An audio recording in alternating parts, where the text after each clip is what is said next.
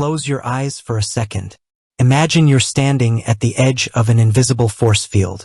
You can't see its lines, but you feel how it warps the space around you. At the center of this field is a woman. Your breathing changes, your heartbeat quickens. Your mind churns out thousands of images, excuses, scenarios. You call it attraction, destiny, chemistry. But what if this inner storm isn't your spontaneous reaction? What if you've stumbled into a meticulously designed trap of perception, even if unconsciously? A trap that's existed for millions of years, honed to perfection by nature, culture, and social dynamics? Your attraction isn't a free emotion. It's a response from a complex biological system to an even more complex external stimulus. We live in an era ruled by superficial narratives.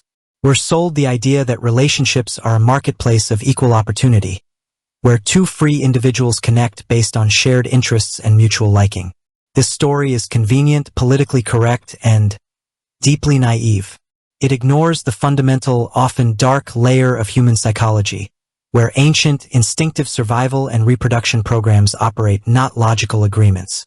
Ignoring them is like studying ocean currents by watching only the ripples on the surface.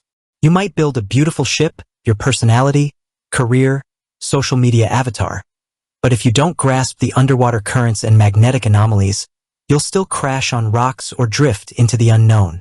These currents are the differences in psychophysiology and social programming between the sexes.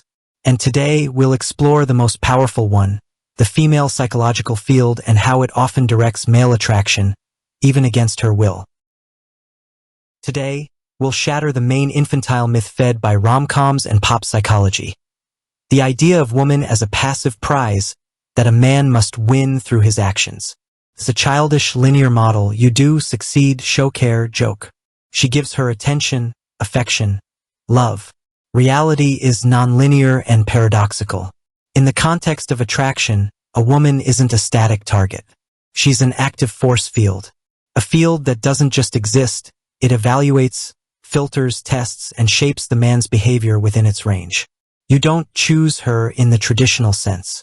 You enter her field, and your own state, your confidence, your fears, starts resonating with her frequency. Your attraction isn't the start of a conversation. It's already its continuation, a response to questions her field posed before you even opened your mouth. All your frustration in relationships, the feeling of being on one-sided swings, up in hope, down in confusion, your insecurity that sharpens around the desired object, the sense that you're expending disproportionate mental energy decoding her signals while she seems calmly detached. All these are symptoms.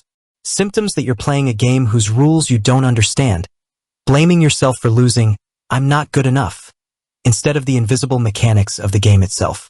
You're like someone trying to win at casino, believing in your lucky star, without noticing the tilted table and marked cards. So, the central idea we're exploring today is blunt and uncompromising. Female influence on male attraction isn't just a reaction to your actions. It's an active, powerful, often nonverbal tool for controlling your focus, your emotions, and ultimately your behavior. It's woven into the fabric of her neurobiology, heightened sensitivity in the limbic system to microsocial cues, and refined over millennia of social evolution. It runs by default like an operating system, and it peaks in effectiveness precisely when the man isn't aware of it. Because power that's known ceases to be absolute. This is dark power not in the sense of evil, but of invisible, deep, foundational. Insight 1: The dopamine maze. How her unpredictability creates your addiction. Imagine a behavioral psychology lab. A rat in a cage with a lever. Pressing it sometimes drops a delicious food pellet, positive reinforcement. Sometimes delivers a mild electric shock, negative reinforcement. And most often, nothing at all, no reinforcement. Which schedule makes the rat press the lever with the most frantic, obsessive persistence? Not the one where the pellet always drops. The rat quickly gets full and loses interest. And not the one where the shock always hits. The rat learns to avoid the lever. The most addictive schedule is variable reinforcement. When the reward is unpredictable, the rat's brain and yours enters hyperfocus. Next time it'll definitely be the pellet. It creates a deep, irrational addiction to the act of pressing itself. Now, apply this model to your dynamic with the woman you're attracted to, whose behavior is unstable. One day, she's open, warm, full of laughter and deep attention toward you. You feel a surge of bonding hormones and dopamine. You think, I'm on the right track. She's mine. The next day, she's cold, distant, busy. Her replies are short. She postpones the meeting. Dopamine drops, but instead of walking away, your brain, wired for variable reinforcement, enters gambling mode. What did I do wrong? How do I get back to yesterday's moment? Maybe send another message? A gift? Be more persistent. You start pressing the lever, crafting more diligent texts, calling, accidentally showing up in her circle, showering her with attention. You pour in more mental energy, chasing that pellet, confirmation of her interest. But the key point here isn't her deceit. It's her unconscious role as a tester. Her unpredictability isn't a game. It's an ancient mechanism checking a man's resilience and value. A resilient, valuable man doesn't shift his inner state or actions based on her mood swings. His self-worth and goals aren't tied to her approval. When she pulls away, he doesn't chase in panic. He stays centered. He passes the test. His value in her eyes and her subconscious grows. And what does a man trapped in the dopamine maze do? At the slightest hint of coldness, he shows panic, neediness, excessive effort. He crumbles under frustration's pressure. And her field, her instincts, read it as a low-value signal. Her attraction doesn't just fade. It can turn into steady repulsion. Because she senses, this man lacks an inner core. His state depends on her handouts. He's not a source of strength, but its consumer. Insight 2. The limbic telegraph. How she reads your true essence, ignoring your words. You spend hours crafting the perfect opening line, a witty reply to her story, a deep question for the date. You believe the battle for attraction is won on the field of content, logic, wit. That's a massive strategic error. For a woman's psyche, hypertuned to social and emotional cues, verbal content is just the subtitles to a movie whose main action unfolds in another dimension. Research in nonverbal communication states that only about 7% of information in emotionally charged exchanges is conveyed by words. The rest is paralanguage, tone, timbre, speech speed, and body language. When you talk to her, her ancient limbic brain, the center of emotions and instincts, acts as a hypersensitive scanner. It analyzes not what you say, but how you say it. Voice tone. Steady, deep, from the diaphragm, a signal of calm and confidence, or high, constricted, from the throat, a signal of stress and nervousness. Posture. Open, relaxed, taking up space or closed, hunched, arms and legs crossed. Gaze. Direct, steady, able to gently hold her eyes, or darting, lowered, averting at peak contact. Breathing. Even and deep, or shallow and erratic. She doesn't do this consciously. She just feels it. Her body responds with the right neurotransmitters, either oxytocin and a sense of safety toward a strong, stable partner, or cortisol and mild repulsion toward a weak, anxious one. You could recite Shakespeare, but if your body broadcasts anxiety, you'll be seen as an anxiety carrier, not a culture bearer. Insight 3. The attention economy. Why scarcity is the hardest currency in relationships, and why you give it away so easily. Run a mental experiment. What's more valuable? The air around you or a diamond? Air is essential for life, but it's abundant and free. A diamond is useless for survival, but it's rare.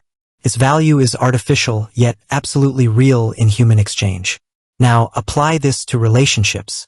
Your time, your attention, your emotional and physical availability, that's your currency. When you make yourself available 24/7, reply instantly to messages, drop your plans at her slightest hint, spill your entire life, hobbies, and traumas on the first date. You turn your currency into air. You make it cheap, unlimited, and therefore worthless.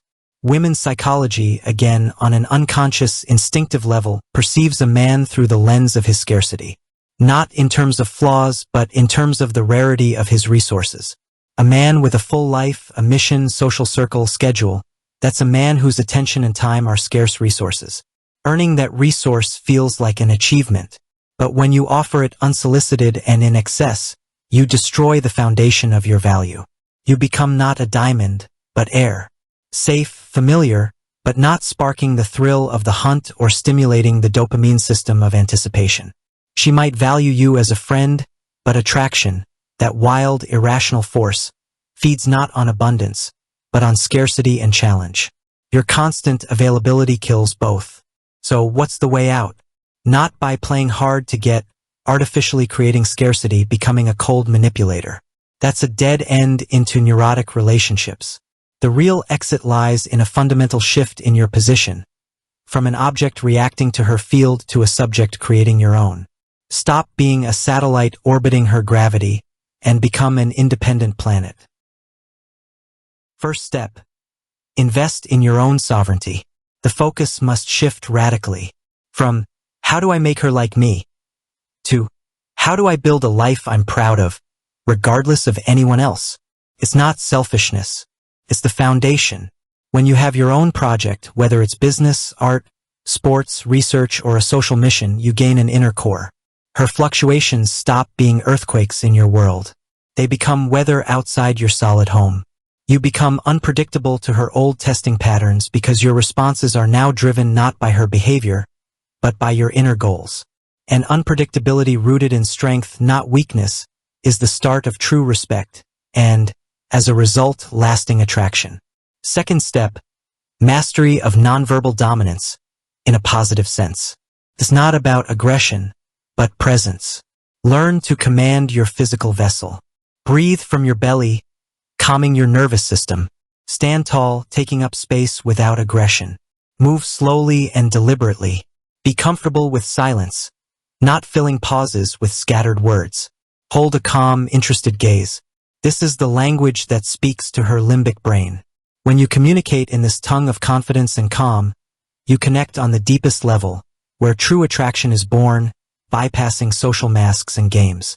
Your silence becomes more powerful than anyone else's lengthy speeches. Third step, reevaluating internal economics. The most valuable scarcity you can create is a scarcity of your internal approval. When you become your own strictest and most important judge, when your self-respect is built on fulfilling your own commitments, not on external validation from women, a shift happens. You stop giving away your time and energy in hopes of buying her interest. Instead, you offer them as a valuable asset, in exchange for something equal: her engagement, respect, quality presence. You stop being a beggar at the gate. You become an equal partner in negotiations, with limited resources that are therefore precious. This changes the entire power dynamic. Understanding this dark force isn't about blaming women or turning cynical. It's for enlightenment. So your attraction stops being a blind, animal force tossing you around, and becomes a conscious choice by a mature man who sees the game's mechanics and decides if this particular game matches his values and dignity. You stop being a pawn in an ancient dance. You become the dancer who knows the steps and can either follow the music or lead your own. She's not pulling the strings of your desire. She's just pressing buttons that evolution and culture already wired into your psyche. True power doesn't come from trying to control which buttons she presses. It comes from moving the remote control inside yourself, recognizing those buttons, understanding their function, and taking charge of your responses to them. When that happens, a quiet revolution unfolds. You no longer chase the ghost of approval, trapped in a dopamine trap. You stand at the center of your created reality. And now, your attraction to a woman isn't desperate need. It's a deliberate choice. Her attraction back to you shifts from a game of cat and mouse to recognizing the strength radiating from your core. You no longer react. You invite. And in that invitation lies the difference between suffering from a force you don't understand and owning a force that sets you free.